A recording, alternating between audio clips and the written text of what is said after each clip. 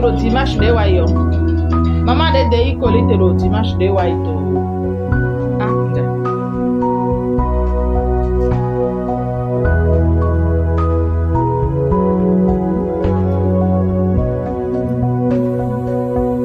Entora wadu wero.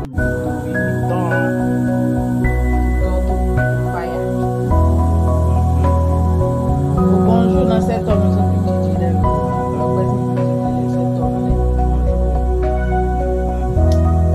Il est bonjour, ma production du Tori. C'est top.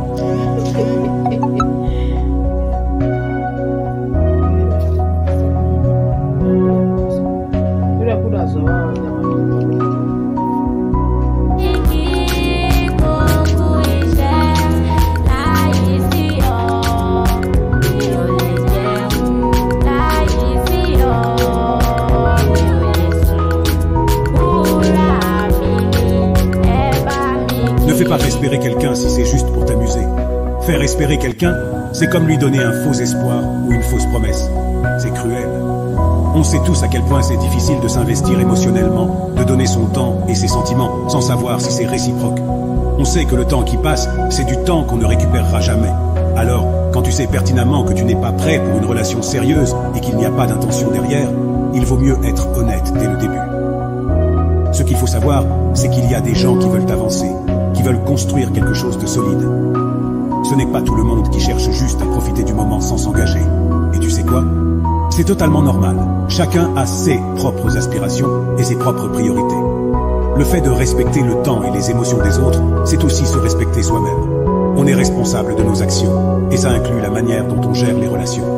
L'honnêteté, c'est la clé, même si ça peut être inconfortable sur le moment.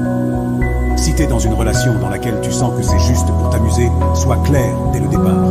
Ne fais pas perdre du temps à quelqu'un qui espère quelque chose de plus sérieux.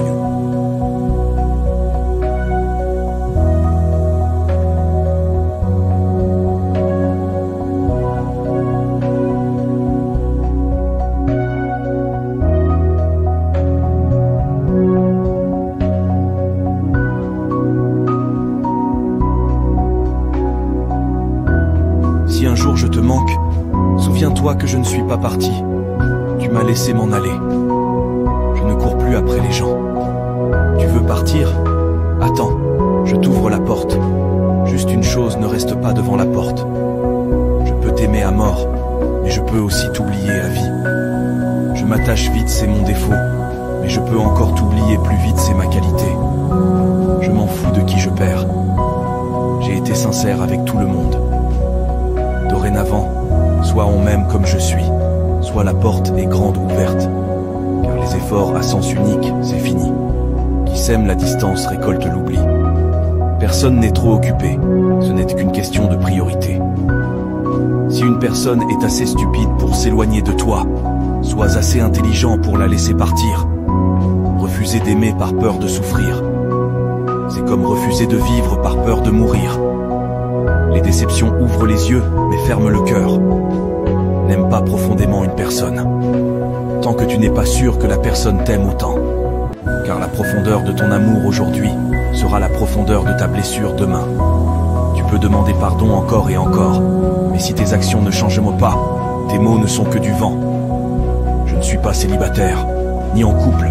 Je suis juste réservé à celui qui me mérite. Les scorpions ont des personnalités intenses, capables de se mettre en colère très facilement. Leur colère peut durer une éternité. Ils ne supportent pas les gens agressifs. Les scorpions sont mystérieux, rusés, capables de manipuler plus ou moins qui ils veulent et ont un redoutable esprit de vengeance. Si quelqu'un leur fait du tort ou les blesse, ils deviennent dominateurs. Ce qu'ils cherchent, ce n'est pas à faire mal, mais bien à se venger. Quand ils sont en colère, ils ne le diront pas directement. Ils s'expriment plutôt à travers leur expression corporelle. Ils se respectent trop pour montrer qu'ils sont perturbés afin de ne pas paraître faibles. Si un scorpion se tait, là tu dois t'inquiéter, parce que c'est en silence qu'ils élaborent des plans pour se venger de ceux qui leur ont fait du tort. Et ceux qui ont eu l'audace de les mettre en colère feraient bien de faire attention. Un simple regard de leur part peut te faire te sentir misérable. Ils sont capables de mettre en lumière tes insécurités, juste pour les utiliser contre toi quand ils en auront besoin. Et si quelqu'un leur promet quelque chose sans tenir parole, vous n'êtes pas prêt pour la colère qu'ils peuvent ressentir.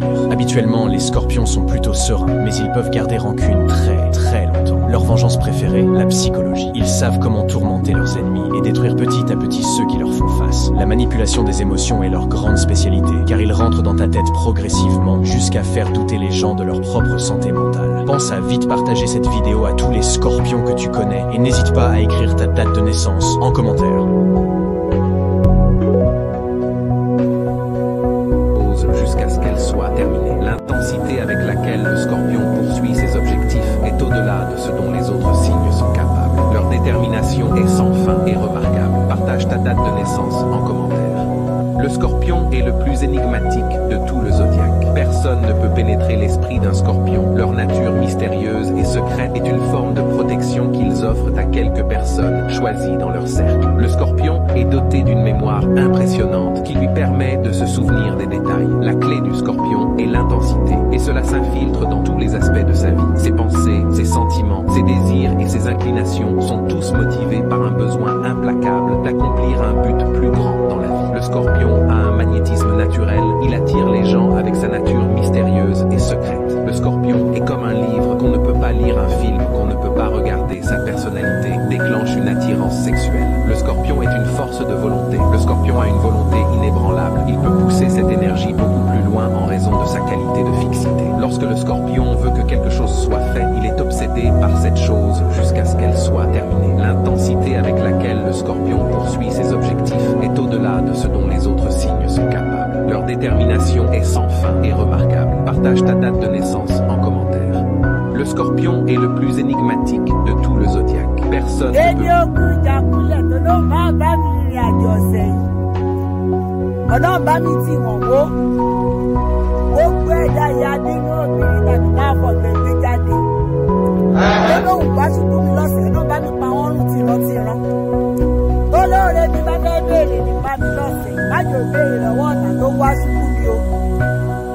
ẹrù ayọ̀mọ̀ tí mo rù láyé sọ pé mi ò ní sùn olóore kan ṣoṣo tó máa kún mi lọ́wọ́ ọ̀nà ń gbé dìde sí mi ìdìdì ìjọba olóore tó jẹ́ kó dàbí ẹni tí ò lè ènìyàn náà má jò jà ní tọmọtọmọ tẹ̀lé tààrà tó dùn mọ́ ojú àṣà kì í rí bí ìtàwọ̀ lè kì í rọrùn ẹrù tàbí amọ́ kì í túwò ọ̀nà má jẹ́ pé kábí mọ́lé lọ́sẹ̀ yìí o gbòrògbòdò ayé ìjó jáde àìwọlé ìjẹ́ tèmi lọ́sẹ̀ yìí o dédé ìrìn àjò tí mo máa rìn lọ́sẹ̀ yìí tí mi ò ní padà wọ̀ bí ọ̀nà má jẹ́ rìn o má jẹ́ kí lélé mi kọ́nà má nà mí o orí mi kó má gbàbọ̀dé o dédé èèyàn tó pé níjà ní méjì mẹ́ta tó ń gbòbí sí mi lọ́sẹ̀ ìkọ́ fọwọ́ ara wọn ṣera wọn kọ́sẹ̀ ìkósàn mi sówó sọ́mọ sáìkù tí ṣe bálẹ̀ ọ̀rọ̀ àti dédé àwọn olólùfẹ́ mi nílé lóko lẹ́yìn odi o ọ̀sẹ̀ ayọ̀ o.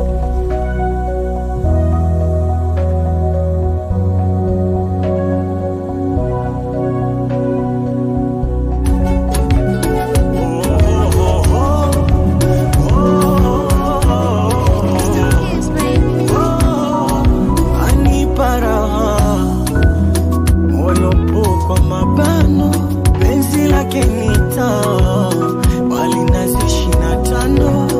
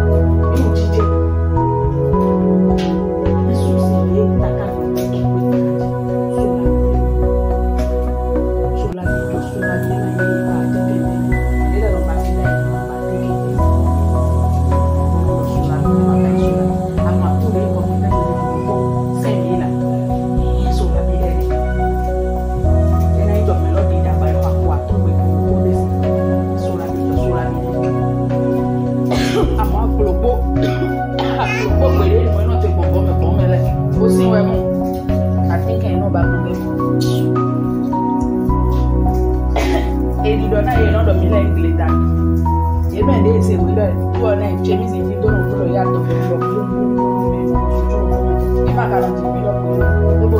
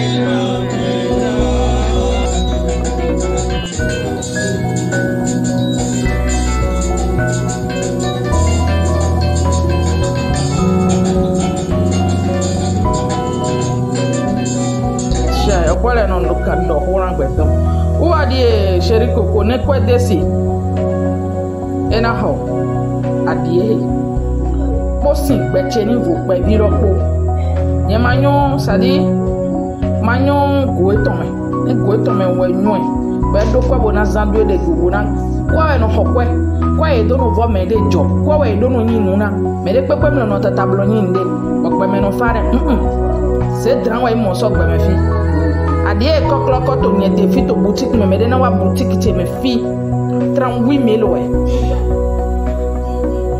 35 djem ouais ba bien ton katin bo mi no sa 15 000 francs bo simpo o siyo et non ti 10 000 et non ti 15 000 non ti kaka 70 000 donc et dépend condition mais le groupe.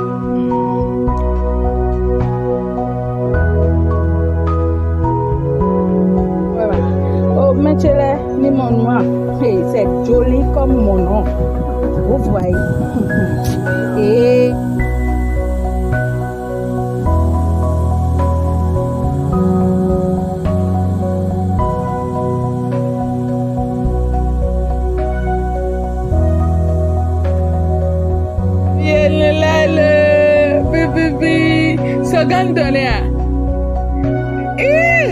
C'est gantone. Bibi. C'est gantone. Ici. Boum. Bibi. Boka. Boum. Bibi. Hey. Boka.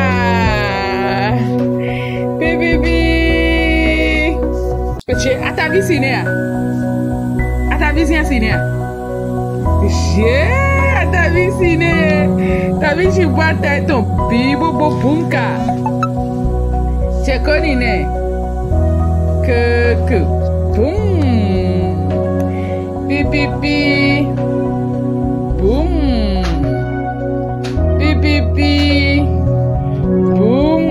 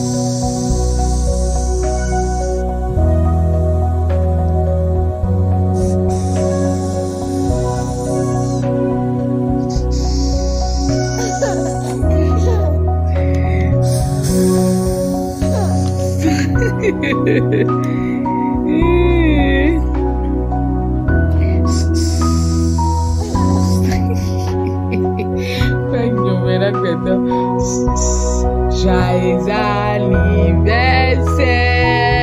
bébé. Joyeux anniversaire, bébé. C'est pas ta boula. C'est pas ta boula. Até quando me tire de tuyo.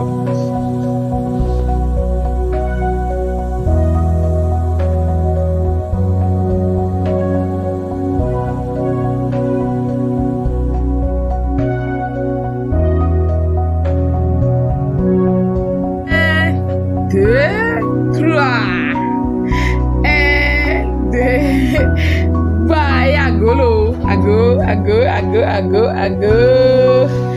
Baga, bikin belagu wajai. Ago lo, bebebu ago, bibi bebebu ago. 1, 2, 3, 1, 2, 3. Ranyo belak betul. Wah, bon topon. Bon montopon. Bébé, bon montopon, ya. Vroom. Bon montopon, akabi. Bon montopon, bien, tu es là. Tata, ouais. Et dis, ouais. Tata, dis, ouais. Tata, attention, hein. Pas attention, hein. Tata, il prend pas, ouais. Mais papa on a dada. Boum, boum, boum, boum,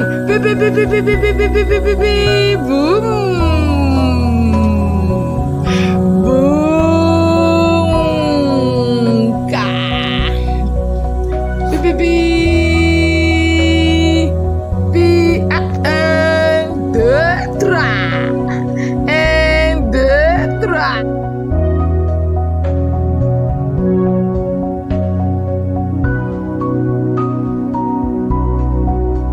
Masih dah ya.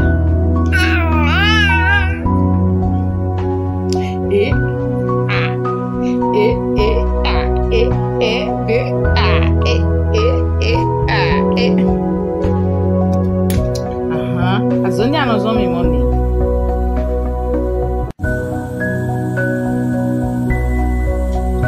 Ya zezan kalau manyu itu.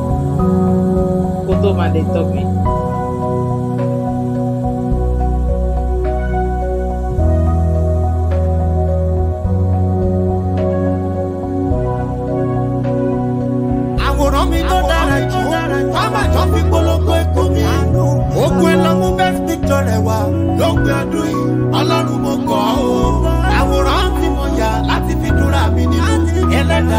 tó fi ṣàràjò fún mi.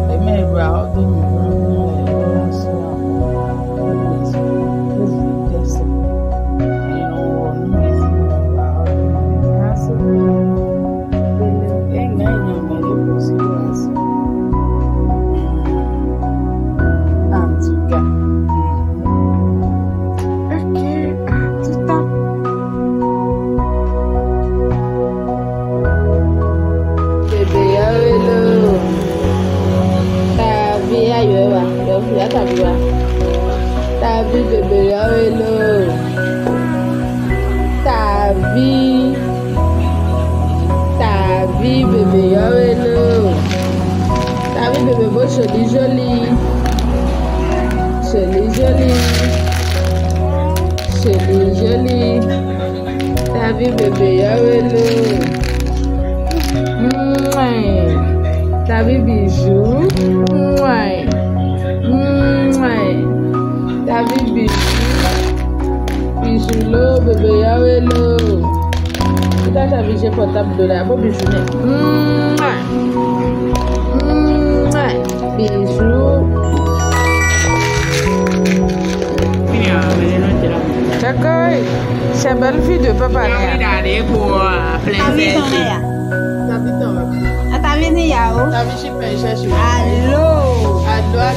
Allo, tabi ngobla dabo gomo. Tabi madame. Tabi pas da bébé ton. Allo, tabi allo. Tabi ve da quoi ça domo. Allo, tiens. Gogo salon. Allo. Abalone. Abalone tabi allo.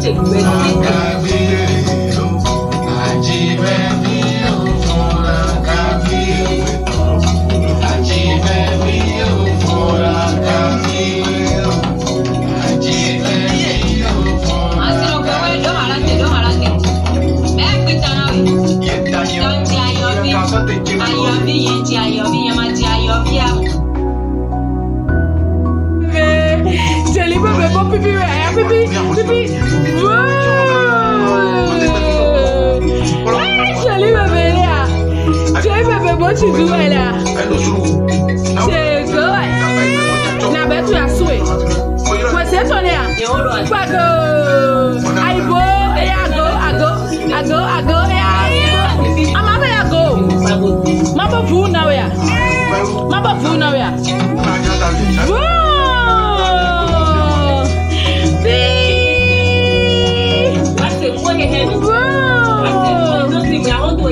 Pues étale.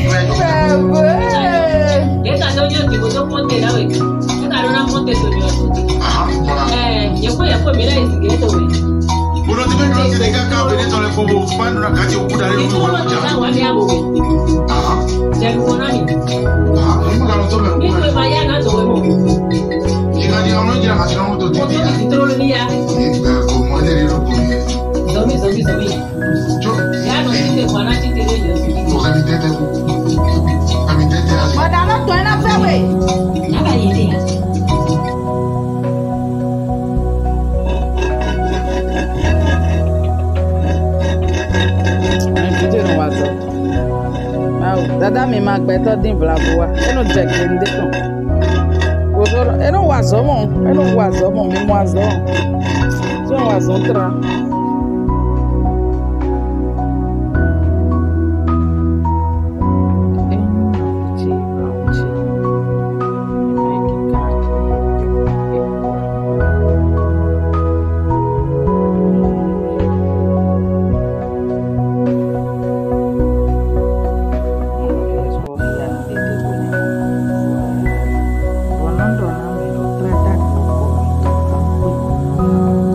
Africa.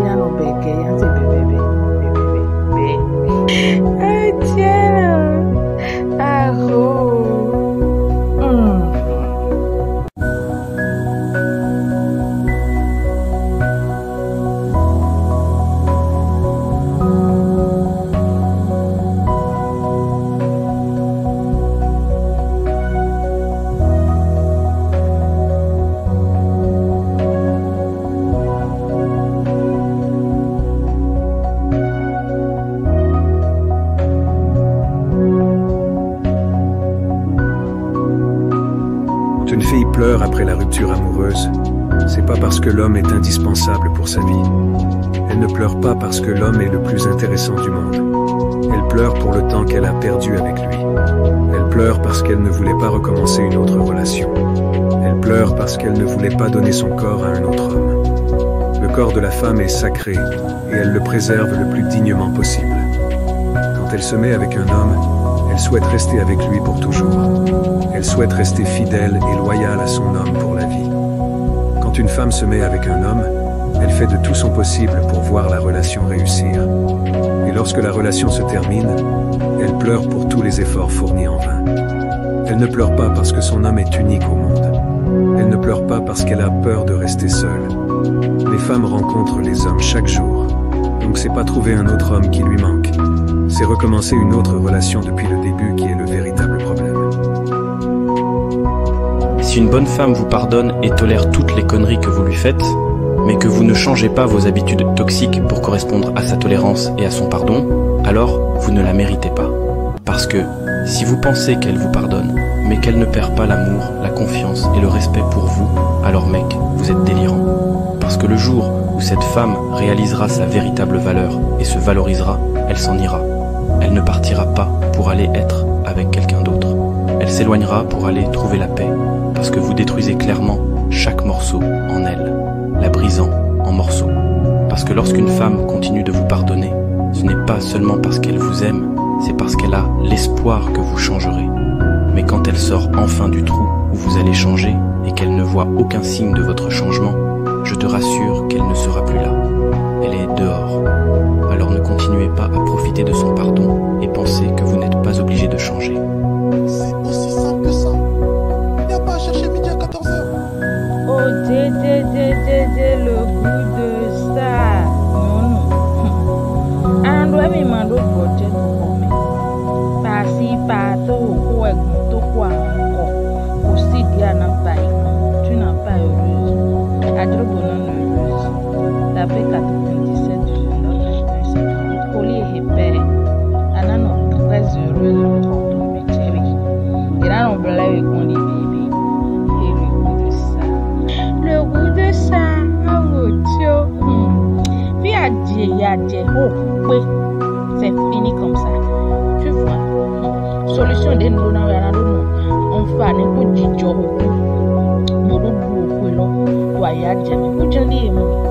mais quand tu fais votre droit, ce ton office, on est une double chambine. On a super hollandais, il doit nous voir. Il y a une plein de filles qui ont filé. Il disait ça au haut niveau. Tapé 97, 19, 21, 58. Un amour doit être un bureau magique.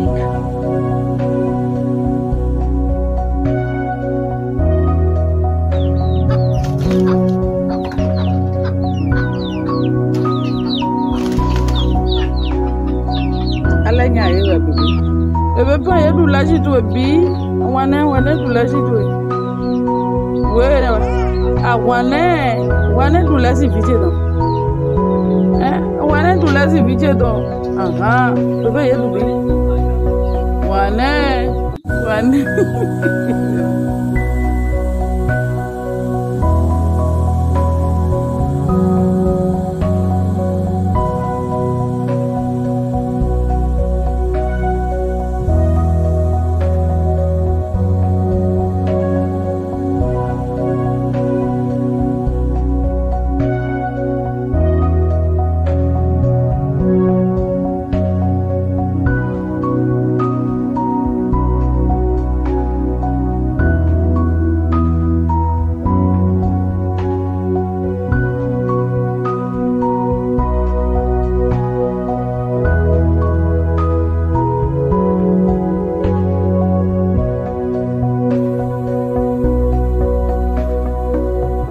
Oh, Dieu, mais dès que quand le vrai amour vient, oh, Dieu. Mais dès que penny m'a douillé à la main, il tombe. Il a son ami au manteau, il a mis des bleus.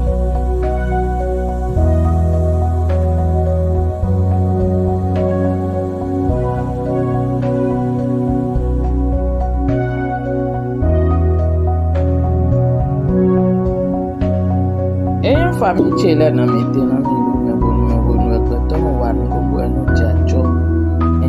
dagbe na ko na lo proko mi to e le patapata no e mo lo ji mi te ni ro do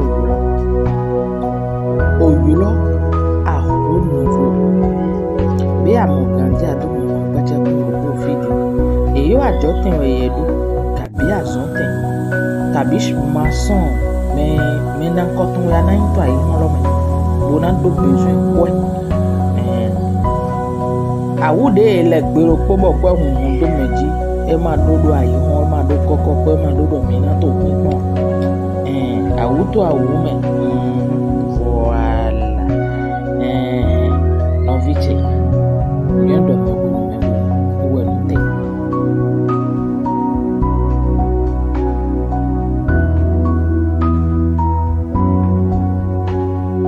eya novi ba agbanto esogbe dans compte alors mina va bayi on yi insista lo na we comme on doit do besoin parfum l'eau des envoûtements parfum pour en tout cas agbanto et sobé l'été à sortir de l'eau agbanto la dit donc ça il l'a sachet là oui ça sachet oui voilà donc les agbanto sobé en non e ka so pe ta ba manyo ni aduro ne dogo namo e a sheri ko wo je nto fura e so ma di yana be ya wa do dogo le we ma do bare abi de ya aduro dogo le apa he de ya aduro dogo le o dalo ye wuna mi na ma ne nsi gambe do sama ti gambe ne manga gambe do gambe si santa poche to mi no se ko lo que yo samu mi no asanu mama tu ayo gamu mi wada o ayo mi wa mi mama pero tina imaginalo que va a fin con la dulce Kona masa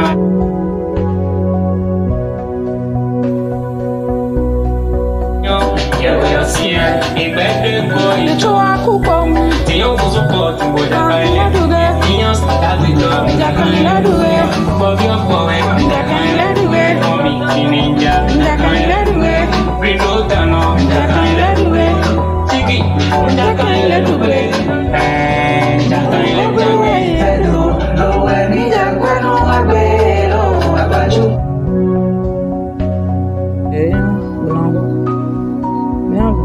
de amande tele atinsi sọ̀rọ̀ ko toto ne adona nya ko atinsi sọ̀rọ̀ ko apolo jele leje amagbe ton yin do no kumu mo meno mo